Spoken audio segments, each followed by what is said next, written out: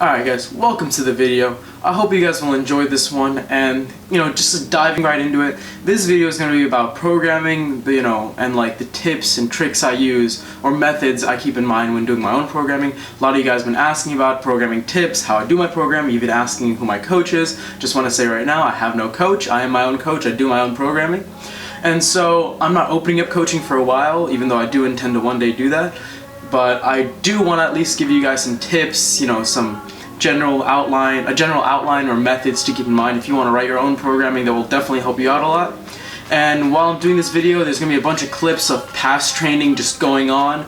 Let's get right into it. So I'd say there's three main things that I keep in mind when doing my programming.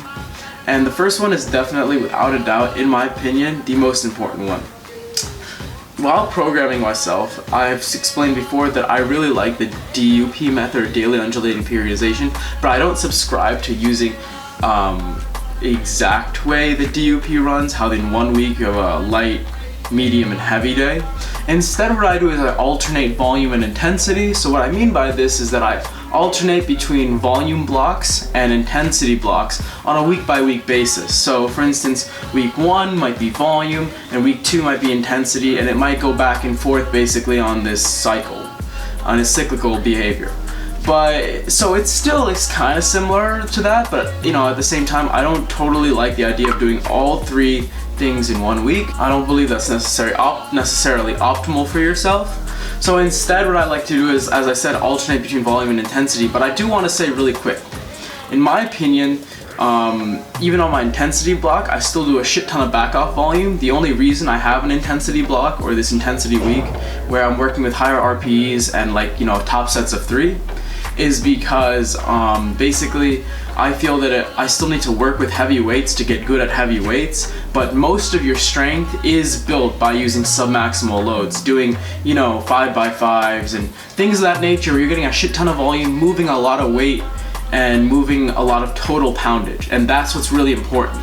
So even if I was to say that I work on this alternation of volume and intensity, that doesn't mean that my intensity week I'm just doing top sets of 3 and that's my workout. There has to be an emphasis on volume, which goes into part number 2. Part number 2 I just said I coincided with part 1, but part 2, which is the next most important thing because I'm going by level of importance in my opinion, is focusing on total overall volume.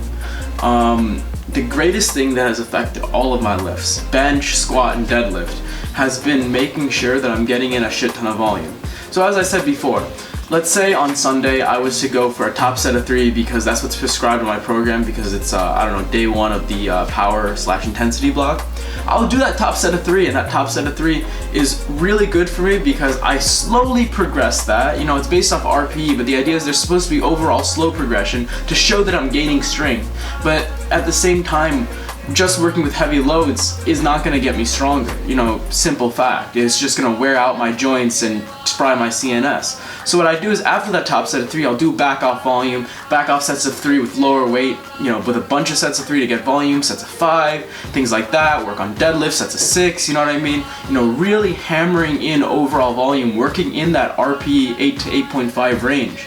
Because by doing that, it's just by micro-loading and slowly adding more weight to those volume sets, that's how you're gonna really make trackable progress, guys. That's what's gonna be, the best on your body, because if you're just hitting top sets, it's gonna wear the shit out of you. Trust me, because last summer when I was just getting into powerlifting, the one that passed, I was focusing much more on intensity and much less on volume, and my progress was much lower than it has been since I've come to college and changed my programming.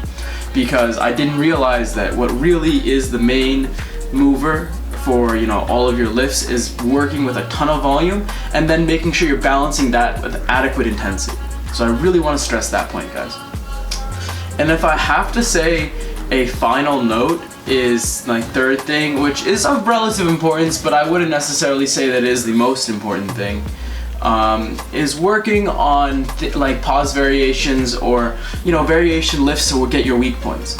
So for accessories, for me, for the most part, my accessories mainly consist of things like pause deadlifts, pause squats, band, bench, spoto press, things of that nature, because I'll identify my weak points in my lift. For instance, with most people, such as myself, the bottom hole, when you're in the hole of the squat, getting out of that is the hardest part. And so to get myself really comfortable with being in the hole, I use things such as pause squats.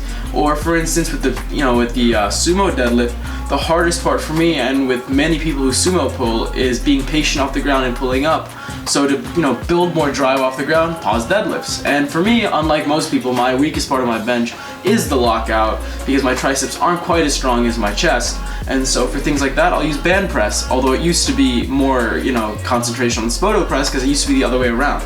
But by doing spoto press, my chest has overwhelmed my triceps, and so you have to constantly keep in check and keep yourself aware of what your weak points are, because if you keep yourself aware of your weak points and you work on accessories that really target them, in my opinion, it will have at least some benefit to when you're testing your lifts on heavier loads. And I've noticed it helps, so if it could help you guys out, then that would be awesome. So in my opinion, guys, those three things, if you keep that in mind while building a program, you can build a solid program. I'm not, I once again don't want to go into specifics about my own programming, because that's just like, I don't want anyone to just follow my programming because it gave me results. I would prefer you guys be aware of your own bodies, figure out what's working for you, what's not, and then if you keep in mind principles such as overall volume, balancing intensity, things like that, you can make a great program for yourself. And like I said, guys, I will one day be opening up coaching, not soon, but if you guys are really interested in getting more out of my side of the story, basically getting coaching or one day, stay tuned and it will come. But I thank you guys so much for at least showing interest and raising the question of programming. I'm definitely not saying that I'm an expert, but I'm getting there. I'm making progress in my own way, and that's really, in the end of the day, the best you can do. So thank you guys so much for watching. Hopefully some big stuff is to come. Nationals is right around the corner. Get ready, because peaking is starting soon. Some heavy fucking weights are gonna start getting moved soon, because once the peaking starts, my body is gonna go through hell, but it's gonna be absolutely worth it, and I can't wait to document the journey, guys. Shit is getting real really fast. So thank you guys so much for watching the video.